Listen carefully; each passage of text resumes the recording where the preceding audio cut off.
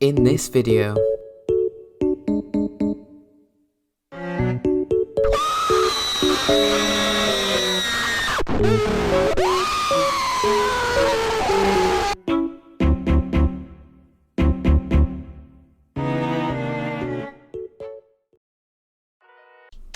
SAN International Airlines is a group with 118k members, with many aircraft and 2 different departure airports. Today, we are going to be reviewing one of their flights. They'll be reviewed based off 5 different categories: airport quality, aircraft quality, staffing and friendliness, services/amenities offered, and punctuality. Let's see how this airline does. When you join the game, you are presented with a loading screen before a menu appears allowing you to spawn in, see the flight schedule, and visit the store. Once you are spawned in, you can wander over to the underground train which takes you to the airport.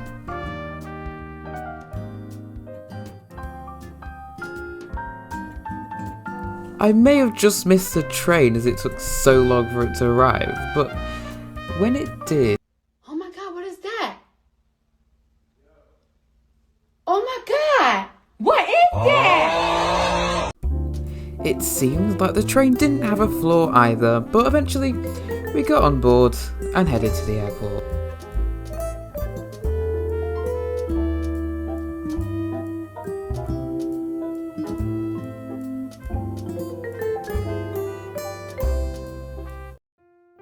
When you get to the airport, the outdatedness of the airport is quite prevalent. However, it still isn't too bad for a Roblox airport. Now this door. Well, it took me about 2 minutes to actually get in, and the other passengers didn't even manage to.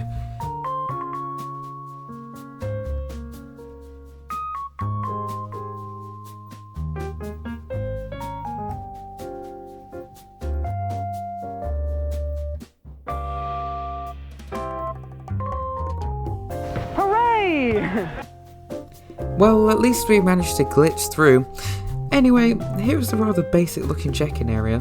It seemed there were no staff on the check-in, and the self-bag drop had already closed by the time I'd squeezed my way through the door. Well, at least there were self-check-in machines, but they were poorly signed.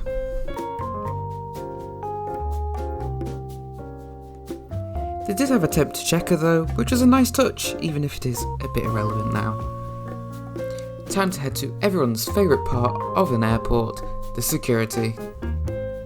Now I don't mean to be negative, but honestly I'm a bit disappointed no staff or AI operate in the security line. What if I had a kitchen? Or a couch? Then what happens? Okay, that was random. But you get what I mean. After getting past security, you enter the main concourse. There are a range of features you can use, including a pod hotel with a decent amount of options inside, an economy lounge, something that you don't see in a lot of other airlines, and a range of interactable shops. This is a big win in my eyes. Now it's time to head to the gate. Today we're travelling from gate A2 on board this A320-214 from London Heathrow to London Gatwick. Now what I hadn't realised is that you have to book your seat on a separate machine at the gate. Why this is not done at check-in, I don't know.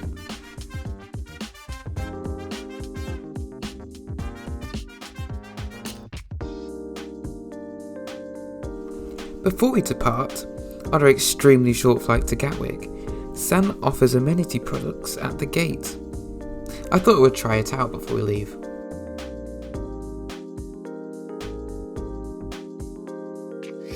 It's finally time for boarding.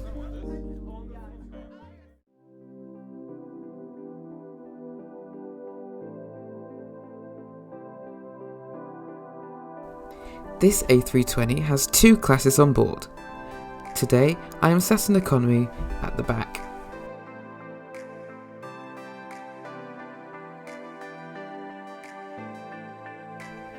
I am sat in seat 12B for this flight. The seat obtains decent legroom and a decently sized IFE screen. Annoyingly, you are not able to click the IFE screen. Instead, on the left hand side of your screen, there is an icon found. On the IFE, there are some annoying games to play, music, and multiple aircraft cameras. There are 3 games to play. Once you click the game, a tool will appear in your toolbar to play it. I do wish that this was integrated into the screen rather than it being a separate tool. The game Lunar Lander was extremely annoying to use, and it did give me a bit of annoyance.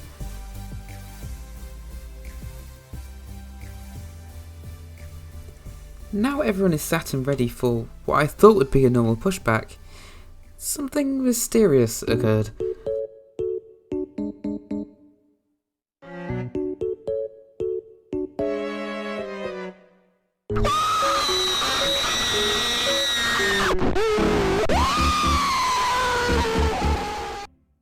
Now I'm no expert, but I don't think that is supposed to happen. This screen stayed on for about a minute before they finally cleaned up their mess and we were given the right to use our eyes again. Honestly, I would prefer to see them clean up the mess, but this is just my opinion. Anyway, time to taxi to the runway and finally take off.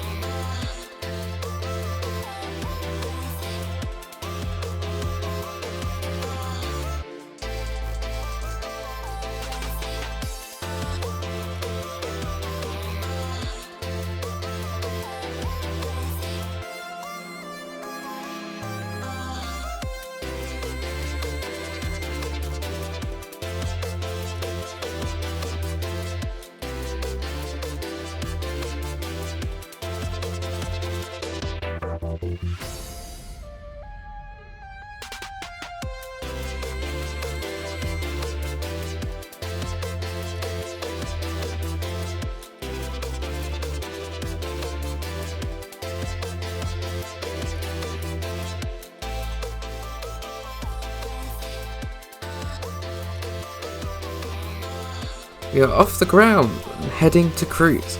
I'm interested in what London Gatwick will look like once we arrive and the detail they put into their destination airport. Feel free to leave a comment and predict what you think this airport will look like once we arrive.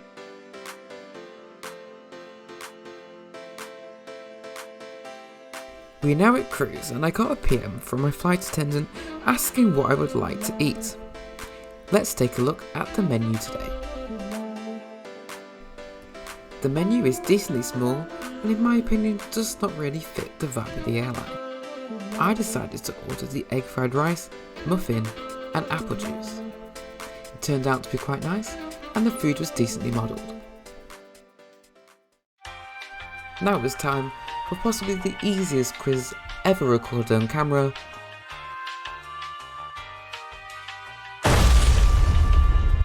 Wow.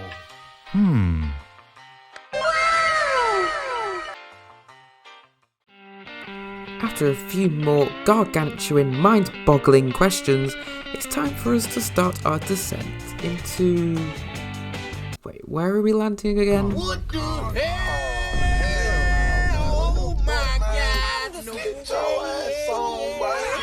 You get your goddamn ugly ass.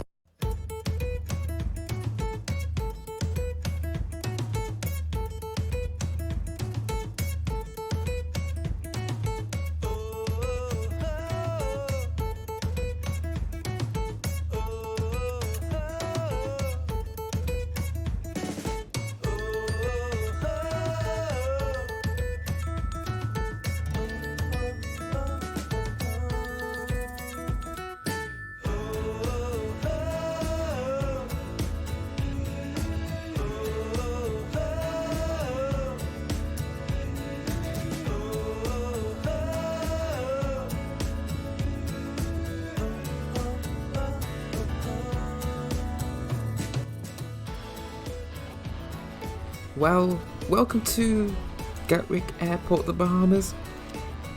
The building really does look a bit outdated, to be honest, especially once I get out of the plane. It's definitely easy to see.